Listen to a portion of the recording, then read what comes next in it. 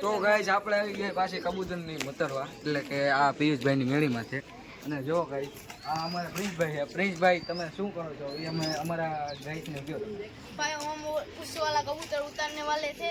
મારો ભાઈ તું मेरे को जानता नहीं है એ આ જોવો ગાઈસ આ એમપી થી આવી ગયા છે આપણા પ્રિન્સભાઈ એટલે કે આને થોડું થોડું બાવા ગુજરાતી બોલતા આવડે છે અને હવે આ છે અમારા કબૂતરા જોજો અને ઓલા ભાઈ જોયેલ મૂરાની ઘોડે બેઠા છે.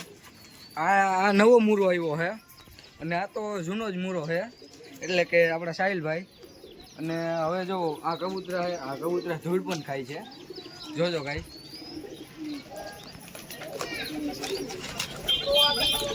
અને ગાઈસ હવે તમે જો આ ઝૂંપડીમાં ઓ માય ગોડ આ તો બસું અહીંયા છે જોઈ લેજો. આ ભાઈ કેટલાક દિનનું બસું થયું છે અવડું આ ब्लैक इसका 3D આના 3D થયા છે ટૂંકમાં તમને ભાષા નહીં સમજાતી હોય.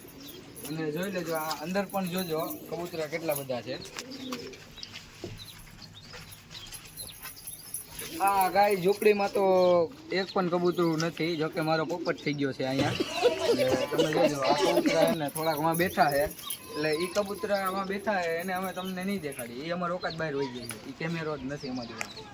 અને હવે જોજો આ કબૂતરા છે. અને આજનો અમારો તમને ફની બ્લોગ પસંદ આવ્યો હોય તો અમારી ચેનલને લાઇક શેર અને સબસ્ક્રાઈબ જરૂરથી કરજો અને અવાનવા બ્લોગ જોવા માટે કબૂતર કિંગને સબસ્ક્રાઈબ કરજો.